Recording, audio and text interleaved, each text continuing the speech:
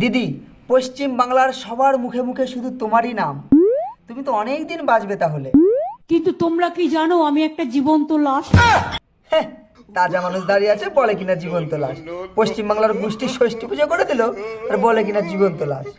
আচ্ছা যাই হোক, কি হয়েছিল বলো তো শুনি। আমার মাথাটা মেরে ফাটিয়ে চৌচির করে দেওয়া হয়েছিল। বলো কি, কি দিয়ে মেরে মাথা ফাটালো? একটা ডান্ডা মারলো লোহার, আচ্ছা, লোহার ডান্ডা মারলো, তারপর কি হলো? মাথাটা ফেটে গেল। আচ্ছা, মাথা ফেটে গেল। তারপরে কিছু দেখতে পাচ্ছিলা তুমি? আমি দেখতে পাচ্ছি গল গল করে রক্ত পড়ছে। আচ্ছা, তারপর কি হলো দিদি? আর একটা ডান্ডা মারলো। আবার আর একটা ডান্ডা মারলো। তারপর কিছু দেখতে পাচ্ছিলে?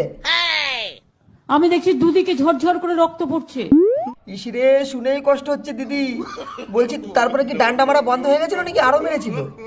থার্ড ডান্ডা মারলো। আবার ডান্ডা? ওরা তো